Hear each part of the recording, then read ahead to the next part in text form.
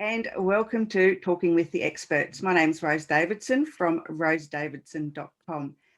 And Talking with the Experts is about all things business by business owners for business owners. And you can find it on all good podcasting streaming platforms and on YouTube.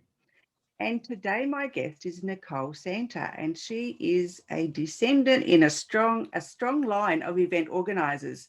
And she still talks of the buzz she felt when table setting with the wait staff at the tender age of 5. Now a captivating speaker and ardent events industry expert, Nicole's latest entrepreneurial venture brings to the industry the ultimate online search engine for events. It's called Event Buzz 360, and we'll talk to Nicole about that a little bit later. It is from Nicole's 20 years of industry expertise and knowledge gained while running her signature company, Extraordinary Events, that we find the seed to Event Buzz 360. So I don't want to go into it too much because otherwise it'll just spoil everything. Welcome, Nicole, and thank you for joining me today. Thanks for having me, Rosie. I'm really excited.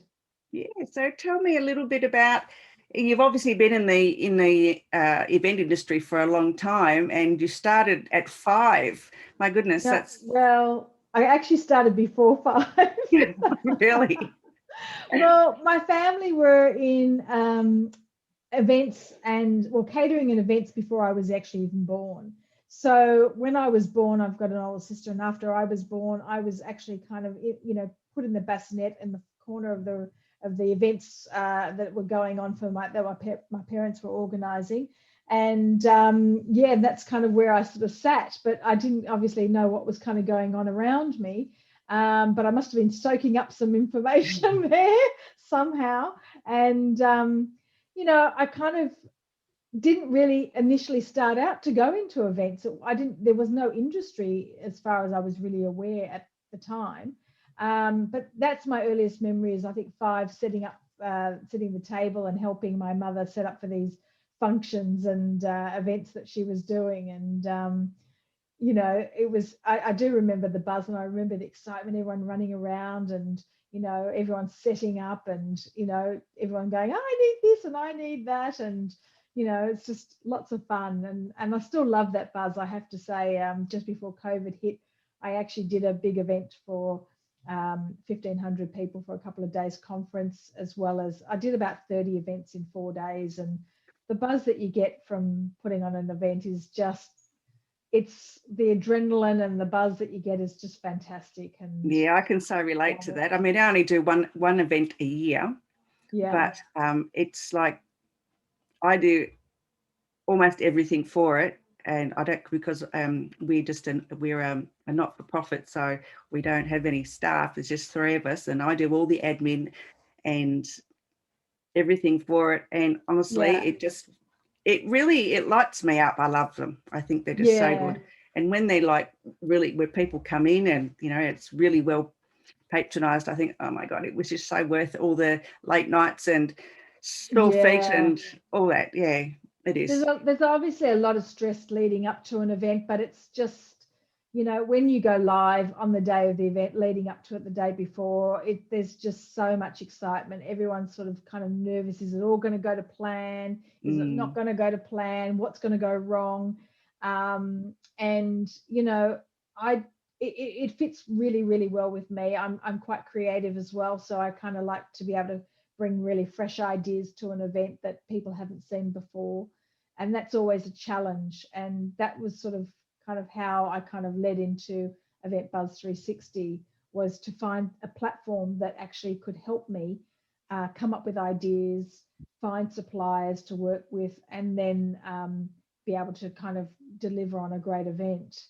So that's kind of a little bit of my background and just sort of going in there. But I sort of went into catering myself and food styling, and I did cake decorating as well, but that didn't sort of kind of do it enough for me. It was sort of like, great, but I needed something a little bit kind of more. So when I finished school, I kind of got myself a job in banking and finance, which was completely different to where I am today, but kind of was going down a different Rabbit pathway. hole, yeah. Yeah, and you kind of don't really, and that happens sometimes. You go one way and you think this is the way for you, and then you realize, oh, this is not really the way for me. It's not.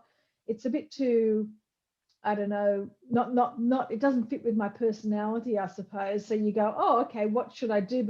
And I didn't really know what to do, and I think that's the problem that a lot of people actually have is I'd like to do something, but I don't know what that something is. Yeah. And I had a cousin who came home and she said, oh, I've just finished a big event. And I said, oh, what do you mean? What event did you do?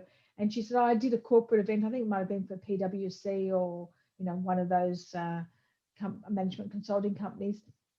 And I said to her, what about the event? She started telling me about it. And I went, oh, that would be fantastic. I'd love to organize events like that. So I had this sort of aha moment kind of thing. And I went, oh, that sounds so interesting. I think I'm going to do that. And I think because my family are always entrepreneurs, it was sort of something that was going to happen for me as well. I was always going to go down that path. So that's kind of when I launched Extraordinary Events. Yeah. So, I mean, how can we, I know events have been like really put on hold for the last 12 months or a little bit more. So event planners, some of them have actually stopped doing events and because they're a little bit frightened to get back out there. And we never know when the next lockdown's going to be anyway. Look, events before the COVID hit, we were organising 30,000 business and private events a day around the world. So it's a very big industry. It's a $1.1 trillion industry. It's like tourism. It's not going to stop.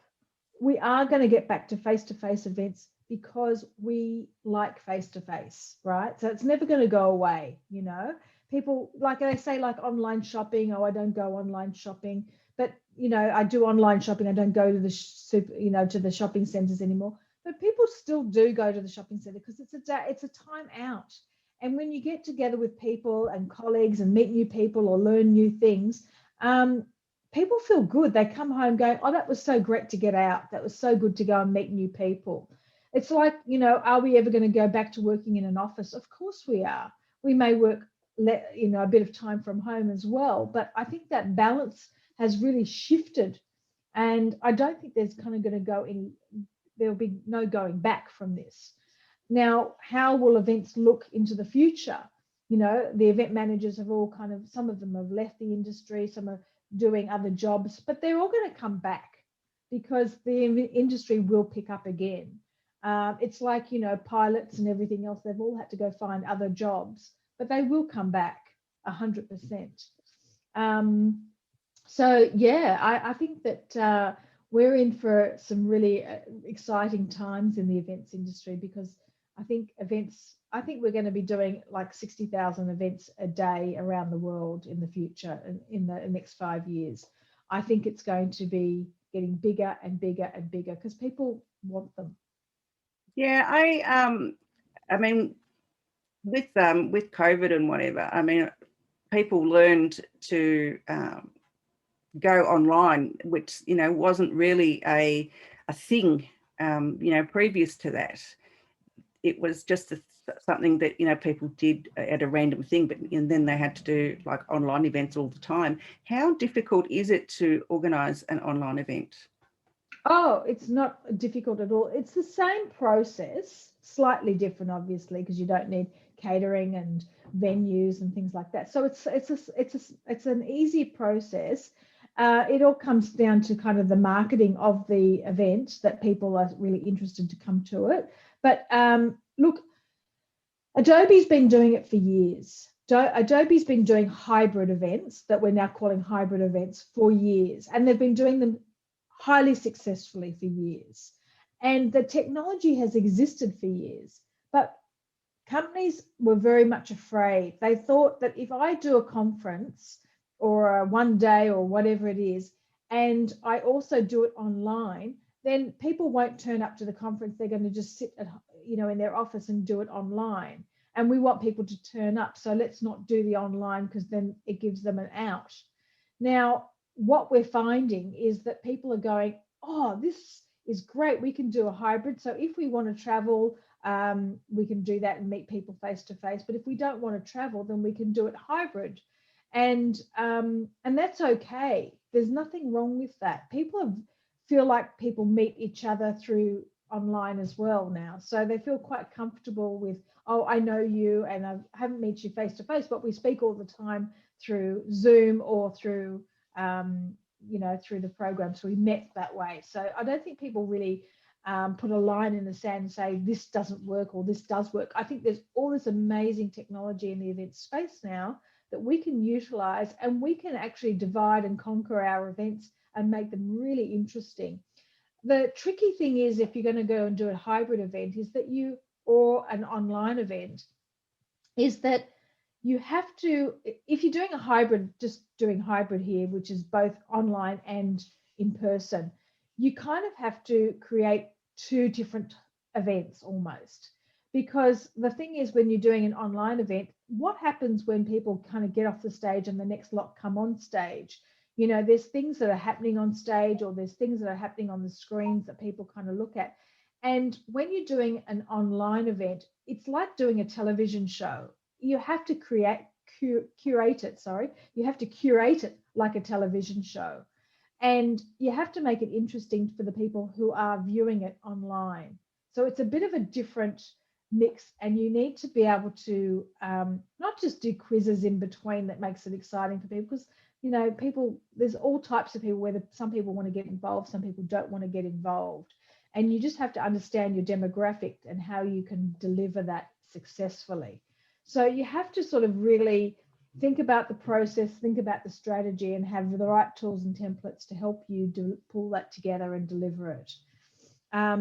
Because of my experience in the event space, during COVID, I also launched a course, which is a 7 steps or 7 phase approach to organizing events. So when I started organizing events, I had no idea how to organize an event, and my first event was for 500 or 600 people, and I thought, geez, I have to be really, really strategic about this and how I do it, and make sure I have everything covered and nothing falls through the cracks. So I developed this events methodology, and I've now put that into a course, and it's the practical tools that you need to organize everything from a briefing document to project plans, budgets, and it takes you through a whole process. Wow, sounds really good. Yeah, it really will help a lot of people, especially if you don't have a background in events and you feel like maybe you're a PA or an EA, and your boss says, look, can you organize this event?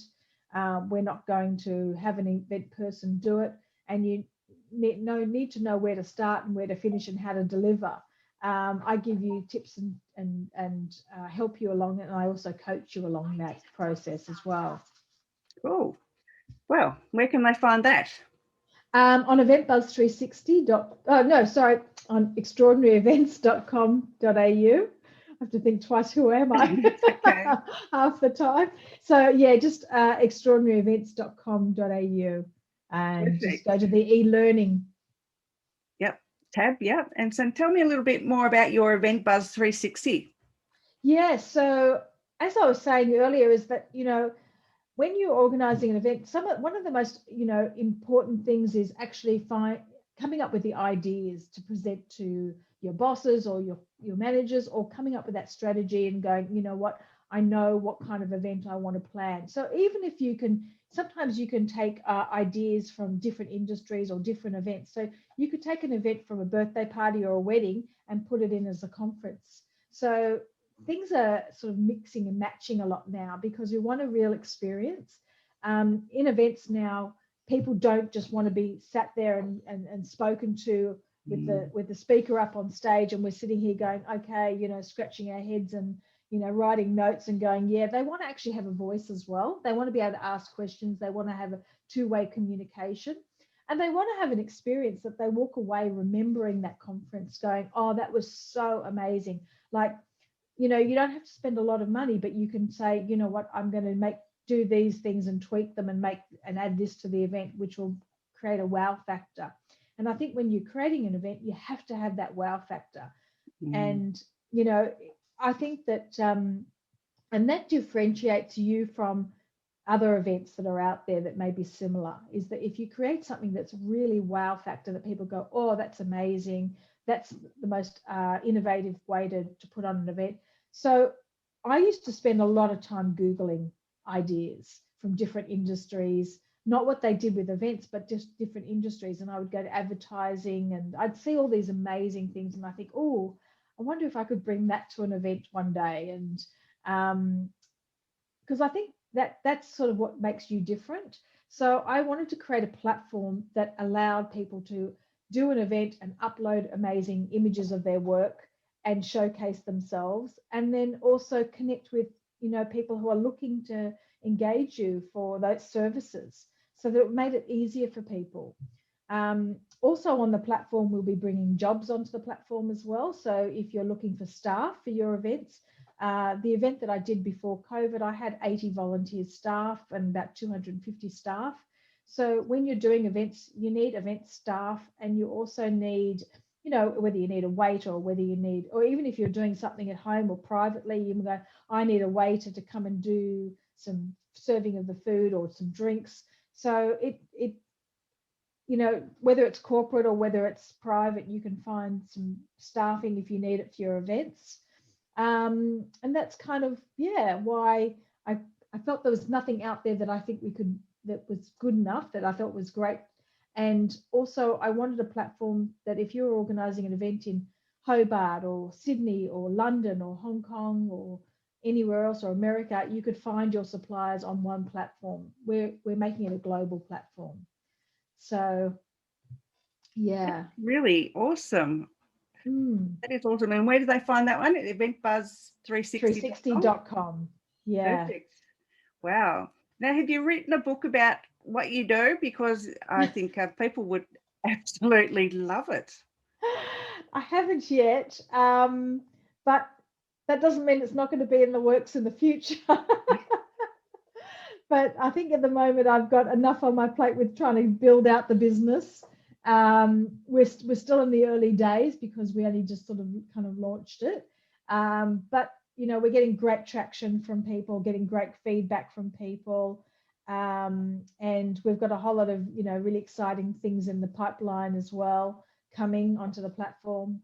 The ability to save images to your own events board, create, you know, files within, like if you were doing an event or a conference, you could create a conference folder with all your things that you like, the food and suppliers that you'd like to kind of work with, and also connecting with each other as well. So there's a few things kind of in the pipelines, but it's still very early days for us. Yeah, and is there a cost to join that platform? No, it's free. It's free to join. So yeah, you can get on there and find what you need. Wow, I don't need, because I'm the president of a domestic violence awareness initiative, and I'm trying to bring. I've done a lot of events for domestic violence. Now we're in Adelaide. That's where it started. It's called Healing Through Love, and we hold annual free pamper days for survivors. And since I've moved to Hobart, I wanted to bring them down here, and I did try last year, but because of COVID, I had to cancel. But I couldn't find the things that I needed, like signage and stationery and all those sorts of things. So perhaps that platform that you've got, I'll have to go on there and see what I can find. Yeah, at the moment we've got only a few suppliers on the platform. It's not as many as we like. We've got about 250 on there at the moment. But I've got a database of 20,000 suppliers to kind of get on. So we're just sort of troubleshooting that and just going a little bit slow at the moment to sort of just feel our way. But I think within, you know, the next 12 months, hopefully we'll be kind of having all those suppliers on the platform, and you'll be able to find everything you need. You need to let me know when it's up and going properly. So yes, I can get the event down here. It'd be great. Definitely, yeah. Yeah, absolutely. And we'll be having staffing. We can probably even help you with some volunteer staff as well. So yeah, definitely. Yay. Yeah, it's a very important who you know, isn't it? Yeah, oh, totally. 6 degrees.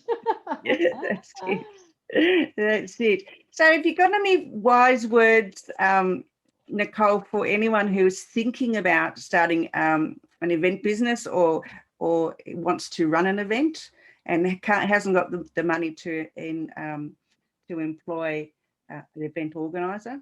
Yeah, well, if anyone was wanting to organize an event, I highly recommend doing, buying the course, because that will give them all the tools that they need. So they get populated budgets and briefing documents, and if you're going to do a venue site inspection, there's a checklist there that you have to you go through, and you can just go to the venue and say, yep, have you got this, do you have this, and you'll be able to, it's made for big events. So if you have a smaller event, you'll just cut down what it is you need, but it's all populated.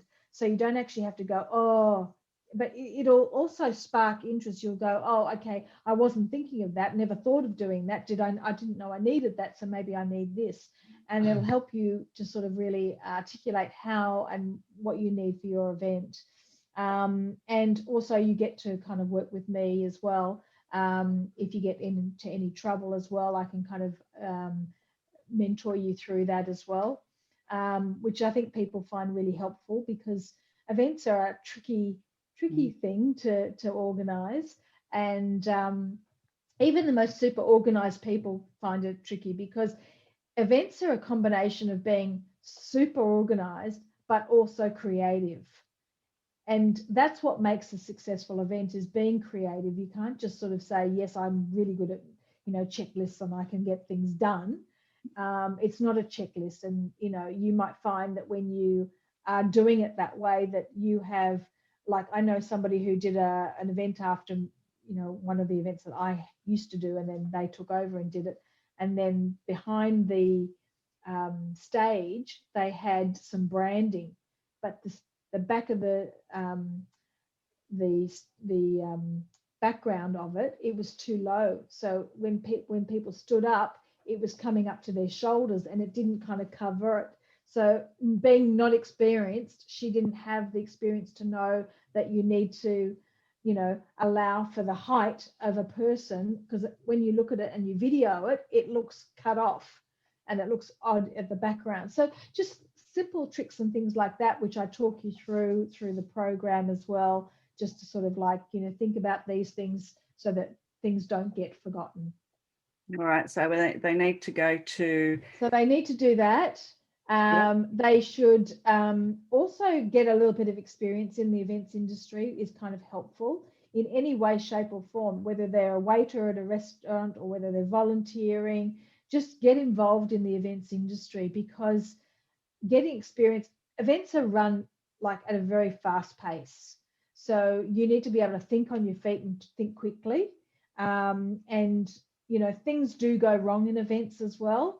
And you need to know how you're going to handle things when they go wrong. And you may not know what those things are until it actually happens. I mean, I had a situation where, like often with events, you bump in the night before.